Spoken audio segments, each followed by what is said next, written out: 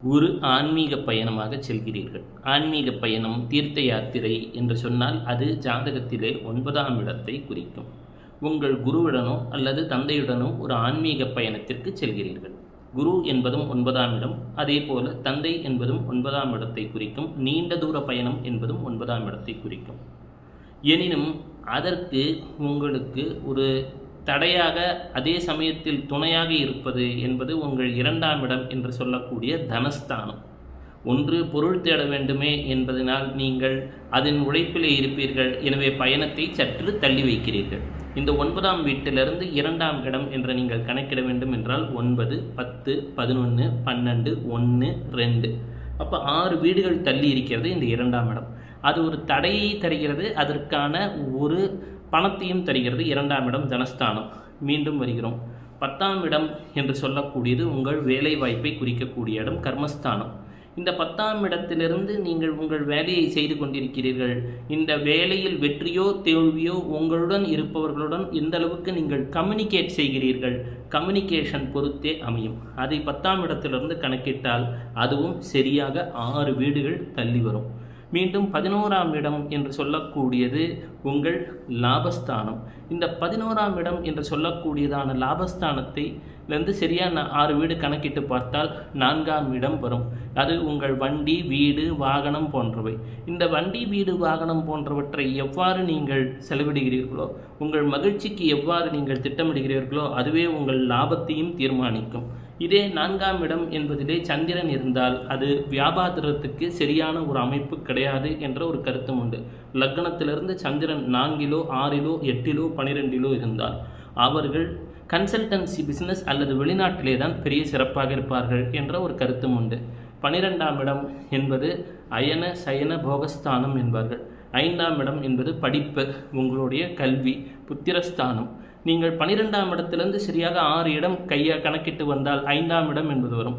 இளம் வயதிலே கல்விக்கு செலவிட்டு உங்கள் திறனை வளர்த்து கொண்டு உங்களிடம் பூர்வ புண்ணியஸ்தானம் என்ற 5ஆம் இடம் சிறப்பாக அமைந்து விட்டால்தான் உங்களுக்கு 12ஆம் இடம் என்று நிம்மதியாக தூங்கக்கூட முடியும், தியானம் செய்ய முடியும், தவம் செய்ய முடியும், பெரிய மகான்களை சென்று அங்கே உட்கார்ந்து தனிமையிலே உட்கார முடியும். அப்பொழுது 5ஆம் இடம் என்று சொல்லக்கூடிய புத்திரஸ்தானத்திற்கான எந்த அளவு சிறப்பாக இருக்கிறதோ அது 12ஆம் இடத்திலே ஒரு தாக்கத்தை ஏற்படுத்துகிறது. அதே போல் லக்னம் என்பது நீங்கள், 6ஆம் இடம் என்பது கடன், வம்பு, வழக்கு, அலுவல் பணி. அப்பொழுது இந்த லக்னம் என்பது அந்த 6ஆம் இடத்தை நீங்கள் எவ்வாறு சிறப்பாக கையாளுகிறீர்களோ அதை பொறுத்தே இந்த லக்னத்திலே தெரியும். 2ஆம் இடம் என்பது குடும்பஸ்தானம். இந்த குடும்பஸ்தானத்திற்கு 6 வீடுகள் தள்ளி கணக்கிட்டால் 7ஆம் இடம் வரும். அப்பொழுது உங்கள் மனைவியுடன் எவ்வாறு அல்லது கணவருடன் எவ்வாறு நீங்கள் பழகுகிறீர்கள், எவ்வாறு உங்கள் பிஸ்னஸில் பார்ட்னருடன் பேசிக்கொண்டிருக்கிறீர்கள், செயல்படுகிறீர்கள் என்பதெல்லாம் உங்கள் 2ஆம் இடமான தனஸ்தானத்தை தீர்மானிக்கும்.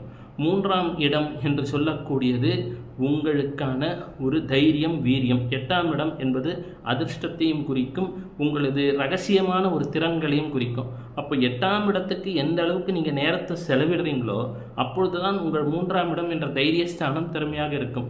ஆயுளை எந்த அளவுக்கு நாம் பாதுகாக்கின்றோமோ அப்பொழுது தான் நம்மிடம் ஒரு தன்னம்பிக்கையும் மிகுதியாக இருக்கும். மீண்டும் வருகிறோம். 9ஆம் இடம், 4ஆம் இடம் என்று சொன்னாலே அது சுகஸ்தானம் என்கிறோம். அப்பொழுது நமக்கு இந்த 4ஆம் இடம் எனும் சுகஸ்தானம் எப்பொழுது சிறப்பாக செயல்படும் என்றால் 9ஆம் இடம் என்று சொல்லக்கூடிய அந்த குருவினுடைய சொற்களை கேட்டு அதை நாம் செயல்படுத்த துவங்கினால்தான் வாழ்க்கையிலே quantity and quality of life என்பது மேம்பட துவங்கும். மீண்டும் வருகிறோம். 5ஆம் இடம். 5ஆம் இடம் என்று சொல்லக்கூடிய இடத்திற்கு நமது 10ஆம் இடம் சிறப்பாக இருக்கிறது. நம் 5ஆம் இடம் நம்மளோட கல்வி, அறிவு, நாலேஜ், பூர்வ புண்ணியஸ்தானம், புத்திரஸ்தானம் என்றெல்லாம் சொல்கிறோம். ஒரு செயலை செய்ய துவங்கினால்தான் அந்த செயலால் நாம் நம்மை சுற்றி உள்ளவர்களை பராமரிக்க இயலும். 11ஆம் இடம் என்பது லாபஸ்தானம். அப்பொழுது 6ஆம் இடம் என்பது கடன், வம்பு, வழக்கு. அப்பொழுது உங்கள் 11ஆம் இடம் மற்றும் உங்களை விட பெரிய அதிகாரிகளையும் 11ஆம் இடம்தான் குறிக்கும். அதையெல்லாம் எந்த அளவு சிறப்பாக கையாளுகிறோமோ அது நமது 6ஆம் இடத்திலே பிரதிபலிக்கும். 7ஆம் இடம் என்பது நமது கலஸ்தரஸ்தானம். 12ஆம் இடம் நிம்மதியாக தூங்கி நல்ல பிரைட்டாக இருந்தால் தான் நம்மளால் இந்த 7ஆம் இடம் என்று சொல்லக்கூடிய ரிலேஷன்ஷிப்பை கூட சஸ்டெயின் பண்ண முடியும். ஒவ்வொரு வீடும் மற்றொரு வீடுடன் இணைந்து இயைந்தே செயல்படும்.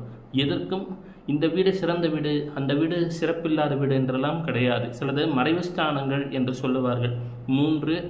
மூன்றாம் இடம் என்பது அரை மறைவு ஸ்தானம். மறைவு என்றால் அழிந்து விட்டது என்ற பொருள் கிடையாது. சூரியன் கூட தினமும் மறைந்து தான் வருகிறது.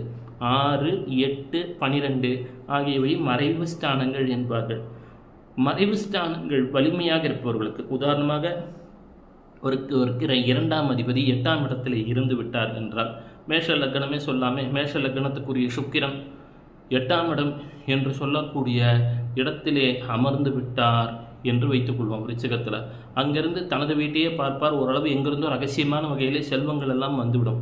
எனவே மறைவு ஸ்தானம் என்பது தீமை கிடையாது. நாம் ஒரு ஜாதகத்தை எவ்வாறு பார்க்கிறோம் என்ற கண்ணோட்டம், அதை ஒரு கருவியாகத்தான் பார்க்க வேண்டும். எதிலும் நல்ல ஜாதகம் கெட்ட ஜாதகம் என்று எதுவும் கிடையாது.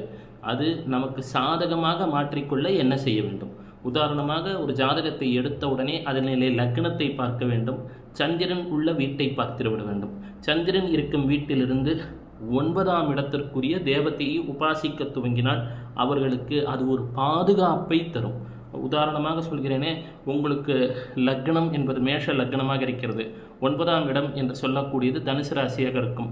ஓம் குருவே நமகன்னு சொல்லலாம், தட்சிணாமூர்த்தியை நினைக்கலாம், சிவன் பெருமானை நினைக்கலாம். அதே போல் நமக்கு 2ஆம் இடம் என்று சொல்லக்கூடியது நமது ரிஷபத்திலே சந்திரன் இருக்கிறது என்று வைத்துக் கொள்ளுங்களேன்.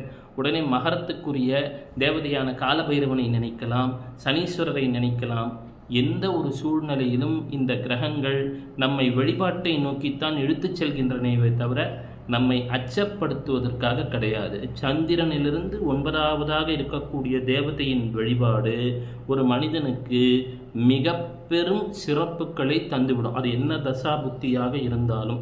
ஏனென்று சொன்னால், நமக்கு முதலிலே உணவளித்து நம்மை காப்பாற்றி கரையேற்றி வாழ்க்கையிலே முன்னேற்ற வைப்பவள் தாய். ஜாதகத்தில் 2 கிரகங்கள் வக்கிரம் அடையாது. என்ன? சூரியன் மற்றும் சந்திரன். ஒன்று ஆத்மா, மற்றொன்று மனசு.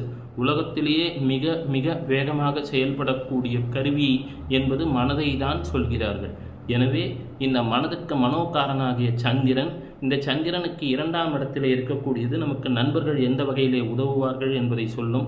சந்திரனுக்கு 3ஆம் இடத்திலே இருக்கக்கூடியது எந்த வகையிலே நமக்கு ஒரு நிம்மதி கிடைக்கும் என்பதை சொல்லும். சந்திரனுக்கு 4 நமது ஆரோக்கியம் என்னவென்று தெரியும். சந்திரனுக்கு 5 நாம் எதில் நமது ஸ்டேட்டஸை தேடுகிறோம் என்பதை அறிந்துவிடலாம். சந்திரனுக்கு 6 இதெல்லாம் ஜனனகால சந்திரனை வச்சு கண்டுபிடிக்க முடியும். சந்திரனுக்கு 6 நம் எதிரிகளை கையாண்ட பிறகு நம் மனநிலை எப்படி இருக்கும்? ஐயோ, எதிரியை கடுமையாக கையாண்டுட்டோமேன்னு சிலர்லாம் வருத்தப்படுறாங்க இல்லைங்களா? அதை கூட சொல்லும்.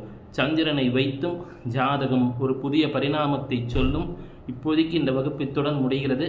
மீண்டும் நாளை காலை சந்திப்போம்.